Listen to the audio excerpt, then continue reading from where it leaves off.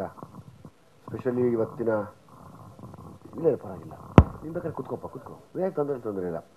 ಇವತ್ತಿನ ಎಲ್ಲ ಯಂಗ್ಸ್ಟರ್ಸ್ ಏನು ಹಾಳಾಗಿದ್ದಾರೆ ಅವ್ರಿಗೊಂದು ಮಾಹಿತಿ ಇದೆ ಅನ್ನೋ ವಿಷಯ ಕಾಂಪ್ಲಿಮೆಂಟ್ ಸಿಕ್ಕಿದೆ ನನಗೆ. ಥ್ರೆಟ್ನಿಂಗ್ ಕಾಲ್ ಏನು ಬರಲಿಲ್ಲ? ಥ್ರೆಟ್ನಿಂಗ್ ಕಾಲ್ಸ್ ಇನ್ಮೇಲೆ ಶುರುವಾಗುತ್ತೆ ಸರ್. ಯಾಕೆಂದರೆ ಈಗ ಇನ್ನೊಂದಷ್ಟು ಈ ಮಕ್ಕಳು, ಇವತ್ತು ಒಂದು ಪೋಸ್ಟ್ ಮಾಡಿದ್ದೀನಿ, 7ನೇ ಕ್ಲಾಸ್ ಮಗು ಗಾಂಜಾ ಸೇರಿ ಇವತ್ತು ಆ ರಿಹ್ಯಾಬ್ ಸೆಂಟ್ರಲ್ಲಿ ಸೇರಿಕೊಂಡಿರೋದನ್ನು ಹೋಗಿ ಇಂಟರ್ವ್ಯೂ ಮಾಡಿ ಅದನ್ನು ಹಾಕಿದ್ದೀನಿ. ಮತ್ತು ಕೆಲವು ಪೆಡ್ಲರ್ಗಳ ನಂಬರ್ಗಳು ತೊಗೊಂಡಿದ್ದೀನಿ. ಹಂಗಾಗಿ ಅವ್ರಿಗೆಲ್ಲ ವಿಷಯ ಮುಟ್ಟಿದೆ. ಎನಿ ಟೈಮ್ ಥ್ರೆಟ್ ಕಾಲ್ ಬರ್ಬೋದು, ಬಂದರೆ ತೊಂದರೆ ಇಲ್ಲ. ನಾನು ಯಾರೋ ಮೊನ್ನೆ ಅಂದೆ, ಥ್ರೆಟ್ಟು ಮಾಡೋರಿಗೆ ಥ್ರೆಟ್ ನಾನು. ಸೊ ಹಾಗಾಗಿ ಬರಲಿ, ಯಾರ್ಯಾರು ಬರ್ತಾರೋ ಬರಲಿ, ನಾನು ಕಾಯ್ತಾ ಇದ್ದೀನಿ ಸರ್. ಬರುತ್ತೆ 100% ಬರುತ್ತೆ. ಯಾಕಂದರೆ ಒಂದಷ್ಟು ಒಳ್ಳೊಳ್ಳೆ ಮಾಹಿತಿಗಳನ್ನು ನನ್ನ ಇನ್ಸ್ಟಾಗ್ರಾಮ್ನಲ್ಲಿ ಮತ್ತು ಫೇಸ್ಬುಕ್ನಲ್ಲಿ ಪೋಸ್ಟ್ ಮಾಡ್ತಾ ಇರ್ತೀನಿ. ಈಗ ನೆನ್ನೆ ರಾತ್ರಿ ಒಬ್ಬ ಪೆಡ್ಲರ್ ಬಗ್ಗೆ ಮಾತಾಡಿ ಬಿಟ್ಟಿದ್ದೀನಿ.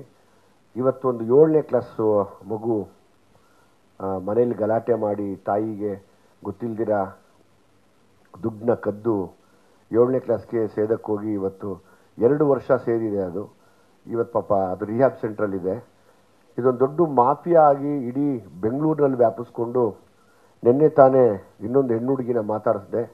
ತುಂಬ ನೋವಿನ ಸಂಗತಿ ಏನು ಅಂದರೆ, ಈ ಯಶಸ್ಸಿನ ಮಧ್ಯೆ ಆ ಹುಡುಗಿ, ನನ್ನ ಮಗಳ ವಯಸ್ಸು, HIV ಪಾಸಿಟಿವ್ ಆ ಹುಡುಗಿಗೆ. ಅವಾಗ ನಿಜವಾಗ್ಲೂ ನನಗೆ ಕೋಪ ಬಂತು. ಭೀಮಾ ಆಗಲೇಬೇಕು, ಭೀಮಾ ಆಗದೆ ಅವರು ಸರಿ ಹೋಗಲ್ಲ. ಅಂದರೆ ವ್ಯವಸ್ಥೆ ಕೈ ತೊಗೊಳ್ಳದೇ ಇದ್ದಾಗ ಯಾರೋ ನನ್ನಂಥವ್ರು ನಿಮ್ಮಂಥವ್ರೊಬ್ಬರು ನಿಂತ್ಕೊಂಡು ಭೀಮಾ ಆಗೋ ಟೈಮ್ ಹತ್ರಕ್ಕೆ ಬಂದ್ಬಿಟ್ಟಿದೆ ಅಂತ. ನಾನು ಆ ಹುಡುಗಿನ ಕೇಳಿದೆ, ಯಾಕಮ್ಮ ಇದು ಹೆಂಗಾಯ್ತಪ್ಪ ನಿನಗೆ ಅಂತ. ಆ ಹುಡುಗಿ ಒಂದೇ ಹೇಳ್ತು, ಸರ್ ನಮಗೆ ಸಿರಿಂಜು ನೀಡ್ಲುಗಳು ತುಂಬ ಸಿಗದೇ ಇದ್ದಾಗ ಹಂಚ್ಕೋತೀವಿ ಸರ್, ಒಂದೇ ನೀಡ್ಲನ್ನ. ಆ ಒಂದೇ ನೀಡ್ಲಿಂದ ಬಂದಿದೆ, ಐ ಆಮ್ ಪಾಸಿಟಿವ್ ಅಂತು. ನೀವು ನಂಬಲ್ಲ, ದೇವ್ರ ಥರ ಇದೆ ನೋಡೋದಕ್ಕೆ ಆ ಹೆಣ್ಮಗು. ಲಿಟ್ರಲಾಗಿ ಹತ್ಬಿಟ್ಟು ನೆನೆಯಿಂದ ಡಿಸ್ಟರ್ಬ್ ಆಗಿದ್ದೀನಿ ನಾನು.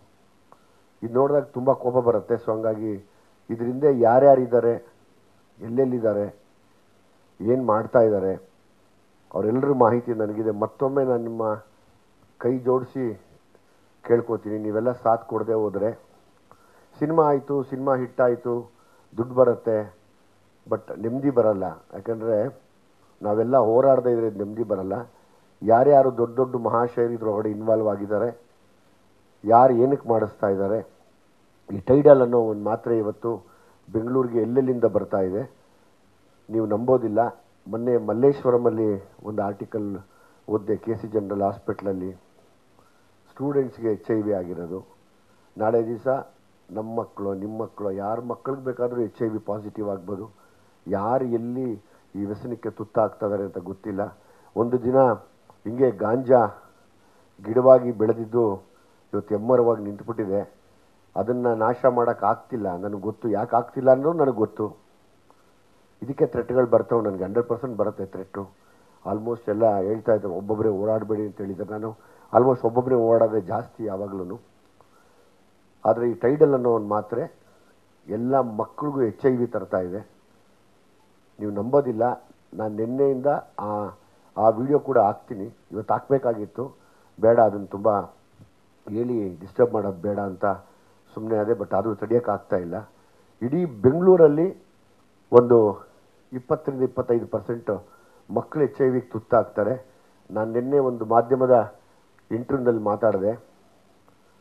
ಯಾವುದೇ ಪಕ್ಷದ ಪರವಾಗಿ ನಾವು ಸಿನಿಮಾ ಮಾಡಲಿಲ್ಲ, ಹುಡುಗರ ಪರವಾಗಿ ನಾವು ಸಿನಿಮಾ ಮಾಡಿದ್ದೀವಿ. ಸೊ ಹಂಗಾಗಿ ಯಾವ ಪಕ್ಷಕ್ಕೂ ನಾನು ಸಪೋರ್ಟ್ ಮಾಡೋದಿಲ್ಲ. ಈ ವಿಷಯಗಳೆಲ್ಲ ಬಂದಾಗ ಯಾವುದೇ ಪಕ್ಷ ಆಗಿರಲಿ, ಯಾವುದೇ ಏರಿಯಾ ಕಾರ್ಪೊರೇಟರ್ಗಳಾಗಿರಲಿ, ನೀವುಗಳು ನಿಮ್ಮ ಏರಿಯಾನ ಕ್ಲೀನ್ ಮಾಡ್ಕೊಳ್ಳದೆ ಹೋದರೆ ಮುಂದಿನ 5 ವರ್ಷಕ್ಕೆ ನಿಮಗೆ ಈಗ HIV ತುತ್ತಾಗಿರೋ ಮಕ್ಕಳು, ನೀವೇನು ಓಟ್ಗೆ ಓಟ್ ಬೇಕು ಅಂತ ಕಾಯ್ತಿರ್ತೀರ, ಓಟ್ ಹಾಕೋಕ್ಕೆ ಗತಿ ಇಲ್ಲಿರೋ ಮಕ್ಕಳು ಸತ್ತು ಹೋಗ್ತಾರೆ.